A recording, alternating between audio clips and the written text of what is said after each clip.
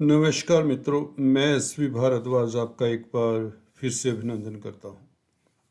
7 जनवरी को बुध, सूर्य और मंगल की जबरदस्त युति बनेगी बुध के राशि परिवर्तन के साथ। जी हाँ दोस्तों, बुध 7 जनवरी को राशि परिवर्तन करके धनु राशि में प्रवेश कर जाएंगे, गुरुदेव की राशि में प्रवेश करेंगे और त्रिग्रही राजयोग बनाएंगे। आप लोगों के लिए काफ़ी बड़े सरप्राइज इस परिवर्तन के साथ बनते हैं, या यूं कहें काफ़ी चेंजेबल सरकमस्टांसेस आपको देखने को मिलेंगे। बुध, सूर्य, मंगल के ऊपर गुरु का भी प्रभाव रहेगा। ये बहुत उत्तम रहेगा, ये लाभदायक प्रभाव रहेगा, क्योंकि गुरु, मंगल, सूर्य के तो एटलीस्ट मित्र हैं ही हैं। बुध आपके क्योंकि लग्नेश हैं, कर्म भाव के मालिक हैं, राशि के मालिक हैं, तो बुध का राशि परिवर्तन के साथ अपने स्थान को देखना, 10th हाउस को देखना और गुरु से प्रभावित होकर देखना, तो कार्यस्थल के लिए लाभ की स्थितियां बनती हैं, धन की स्थितियां बेहतर बनती हैं। शुरुआत में ये आपको बताना चाहूँगा।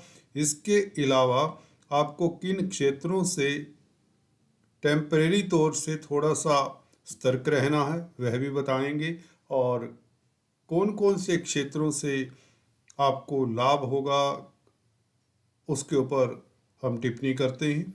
और आपको बताना चाहेंगे, यहाँ पर शुक्र अभी वृश्चिक राशि में तृतीय भाव में गोचर कर रहे हैं, जो कि आपके भाग्य स्थान के मालिक हैं, भाग्य को प्रबल कर रहे हैं।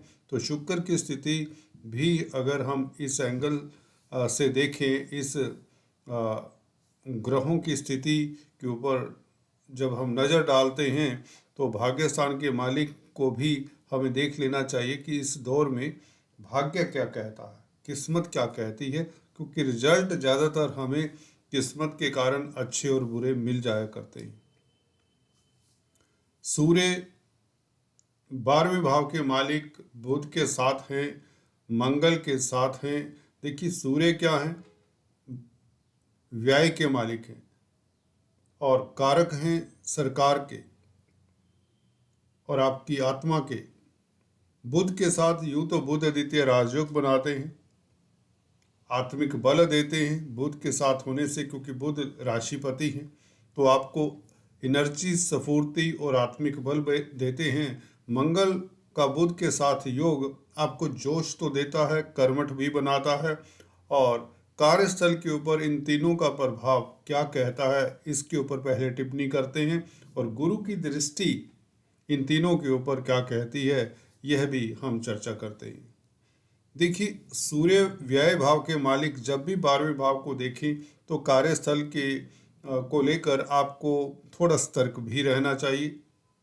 कामकाज में परिवर्तन के योग बनते हैं, साफ लफ्जों में कह देता हूं आपको।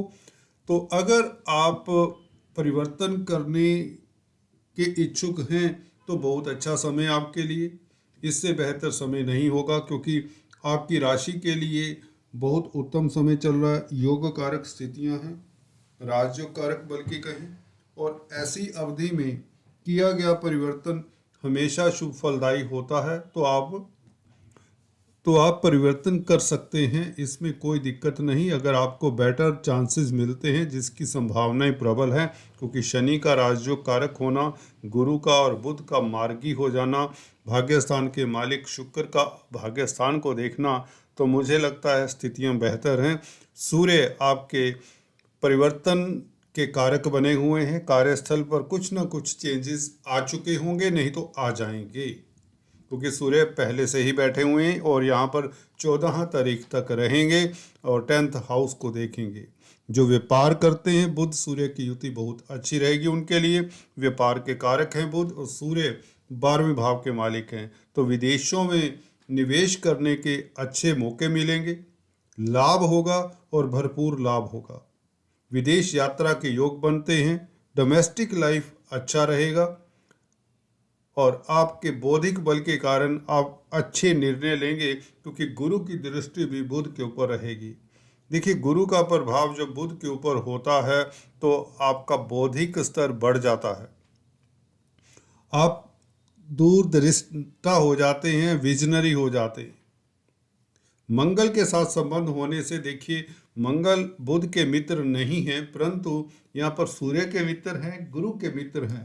तो इसके नाते मंगल का भी आपको शुभ प्रभाव मिलना चाहिए, परंतु अष्टम भाव के मालिक हैं। तो यहाँ पर अष्टम भाव से ऐसा हो सकता है कि लिगेसी से लाभ हो जाए, कोई इंश्योरेंस का पैसा आपको मिल जाए, कोई पेंशन इत्यादि में इजाफा हो जाए जो सीनियर सिटीजन्स हैं, कोई ऐसा पैसा जो आपको लगता था कि ये मर चुका है या धोखा हो चुका था, ऐसा पैसा जिसके ऊपर आपको लगता था भी अब ये पैसा आपको मिल नहीं सकता, इस तरह के पैसे भी मिलने की होप रहती। इस तरह की स्थिति में जब मंगल गुरु से दृष्ट हों, खासकर क्योंकि गुरु आपके धन के कारक भी हैं और सप्तम भाव के मालिक भी हैं, चतुर्थ भाव के मालिक हैं, सुख भाव के मालिक हैं। तो डोमेस्टिक लाइफ अच्छा ही रहेगा, बल्कि सुखी रहेंगे घर परिवार में। गुरु की दृष्टि मार्गी होकर फोर्थ हाउस को देखें तो देखिए, जब तक वक्री थे, कार्यों में अवरोध के बाद आपको सफलता मिलती रही होगी, परंतु जिन लोगों को जमीन जायदाद प्रॉपर्टी इत्यादि परचेज करनी है उनके लिए अभी भी स्थितियां बेहतर हैं।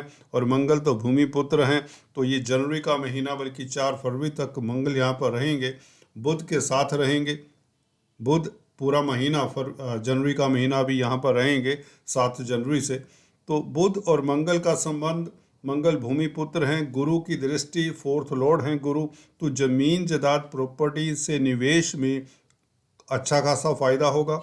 प्रॉपर्टी कंसल्टेंट हैं, कोई एडवाइज़र हैं प्रॉपर्टी के कामकाज में, या कोई इस तरह का कामकाज करते हैं, रियल इस्टेट के साथ संबंधित कामकाज है, तो भी आप लाभान्वित तो होंगे।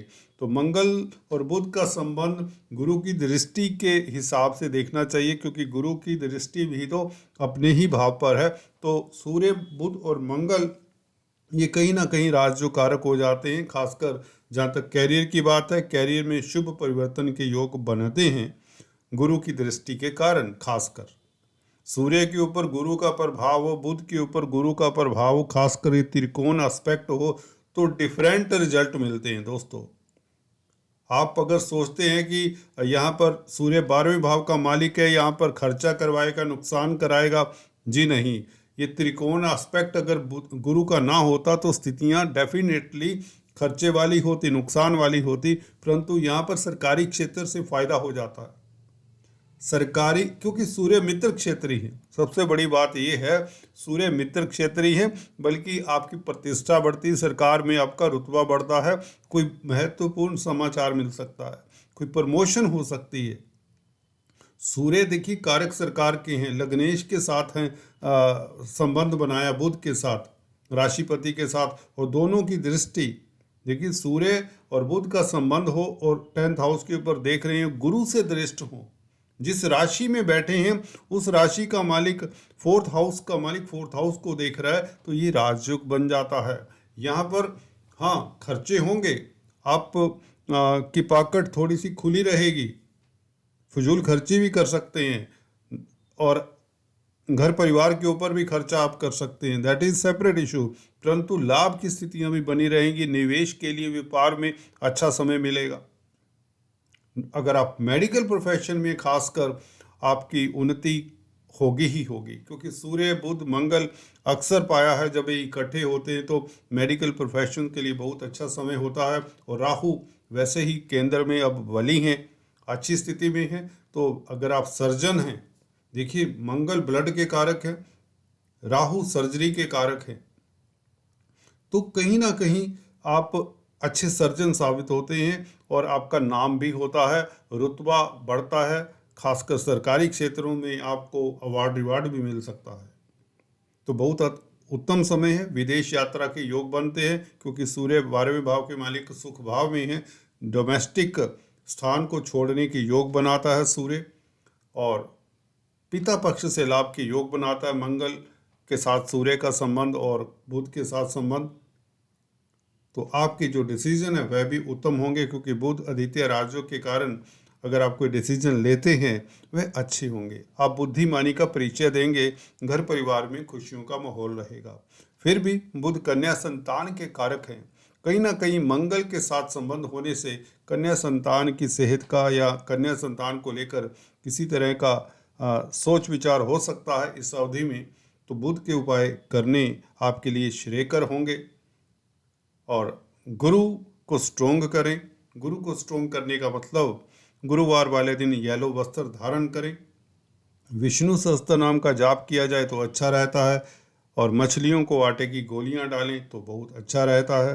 किन्नरों का आशीर्वाद लेना, मुझे लगता है आपकी प्रतिष्ठा बनी रहती है अगर आप किन्नरों का आशीर्वाद लेते रहते हैं। वैसे भी लाइफ लॉन्ग आपको ये उपाय बीच बीच में करते रहना चाहिए, खासकर किन्नरों का आशीर्वाद लेना, मछलियों को आटे की गोलियां डालना। ये कन्या राशि कन्या लगन के लिए 2 रामबाण उपाय हैं जो आपके कैरियर में, आपकी पर्सनैलिटी में निखार लाते हैं और आपका स्वास्थ्य उत्तम रहता है। अगर आप व्यापारी हैं तो ये उपाय बहुत आपके लिए हितकर साबित होते हैं इन द लॉन्ग रन। वैदिक उपाय हैं इनका, slow and steady wins the race वाली बात होती है। कोई ये छू मंत्र वाले उपाय नहीं हैं दोस्तों। और आई बिलीव इन, देखिए धीरे धीरे ही उपायों का रिजल्ट मिलता है, और जो मिलता है वह परमानेंट होता है। आपका क्रेडिट बेस बढ़ाते हैं ये उपाय, ये रेमेडीज जो मैं अक्सर बताता आया हूँ। आज दोस्तों इतना ही, फिर से मिलेंगे, तब तक के लिए stay tuned. Thanks for watching this video.